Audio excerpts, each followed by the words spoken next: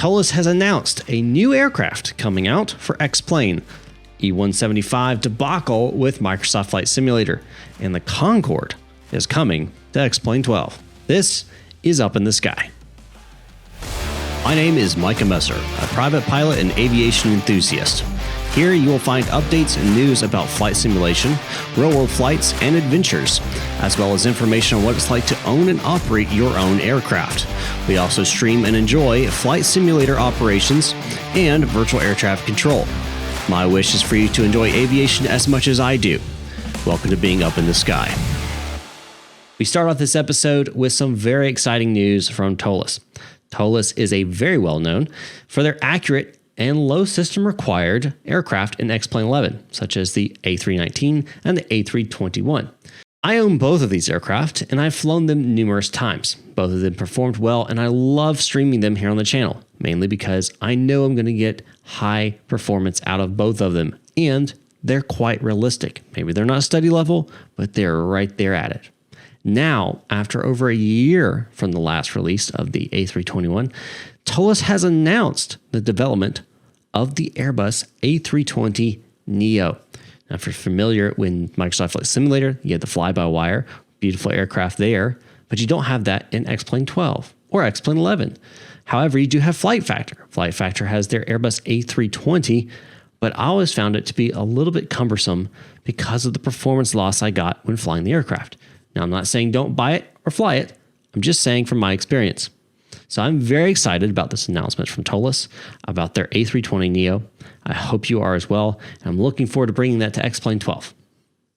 Now, on to my first ever What the Squawk Are You Doing rant. This is a new segment that I'll be having maybe not every week, but probably most of them.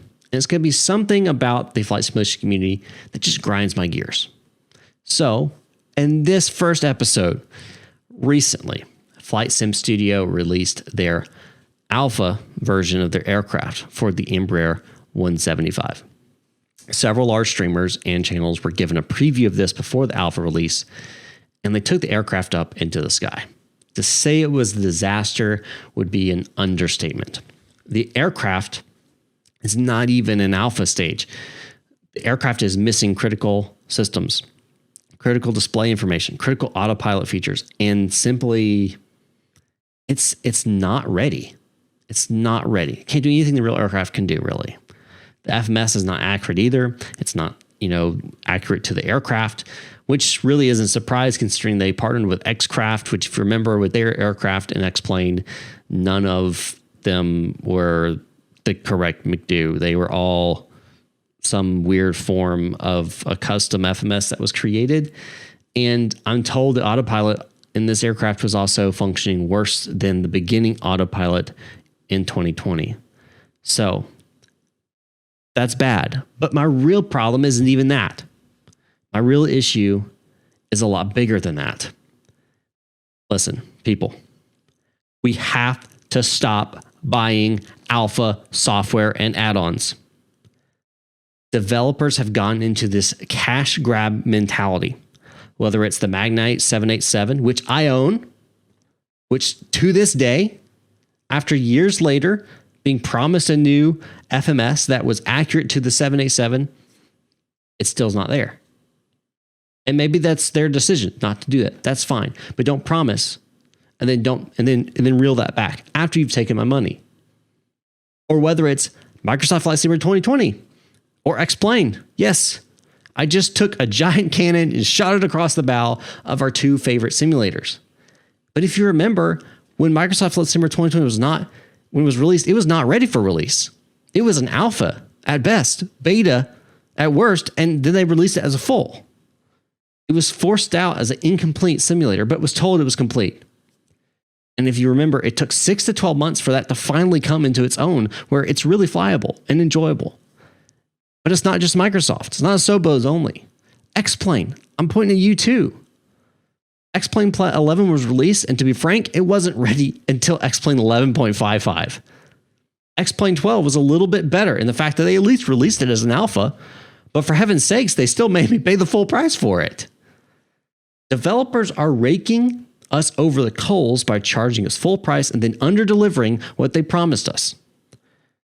So I'm calling on each and every single one of you to stop buying alpha products. If a developer wants to test, they need to give the alpha version away for free of charge. And for the final release, they can have them pay for it. Stop falling for the cash grab. Okay, rant over. Let's talk about the Concord.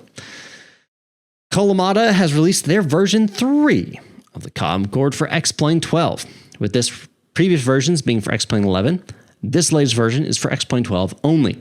You can't get the version 3 for X-Plane 11 because the developer has specifically made this for X-Plane 12. The latest version of this aircraft has, according to the developer, improved flight model, better visuals, and better lighting.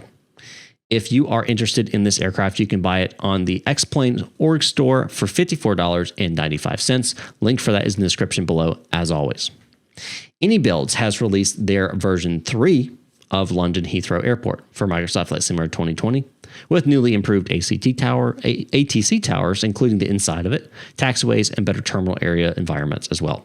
You can pick this up for sale on the AnyBuilds store until January 17th. That's 5 days from now. For the store price of $15.34, again, until the 17th, when it goes back to its normal price. SimMan has released their rendition of the Sakon Nakhon airport for Microsoft Flight Simulator 2020. I'm sure I butchered the name. I apologize. The airport is located in Thailand. You can buy this airport on SimMarket for $9.45. Low End PC Studios has recently released their updated rendition of the Rodriquez Ballon International Airport. This airport is located in the high desert of Peru and is the third busiest airport in Peru. You can buy this airport on the SimMarket for $10.80. Parallel 42 has updated their custom user interface called Flow for Microsoft Flight Simulator 2020. This freeware add-on is a custom user interface for the in-game user interface. You can both customize what's on the interface itself and how it's displayed.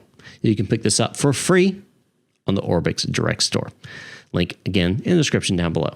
Now into a little bit of some news coming up. Hotstart, the developer for the popular Challenger 650, C650, has announced on their Discord that they will be developing the Airbus A220 for X-Plane 12. If you're familiar with the whole thing with the Airbus A220, originally was Bombardier. Bombardier sold out to Airbus. Airbus bought it, and they're developing the A220. But they have told us that they are going to be working on both variants, the Dash 100 and the Dash 300 variants of the A220.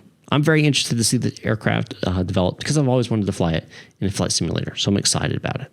Well, that is all for this episode of Up in the Sky. Be sure to subscribe for more flight simulator related news and live streams of your favorites as well. For more detailed look into what I do outside of streaming, be sure to check out my locals community. It is free to join, but more content is available for those that join the Flight Club as well, including early access to Up in the Sky.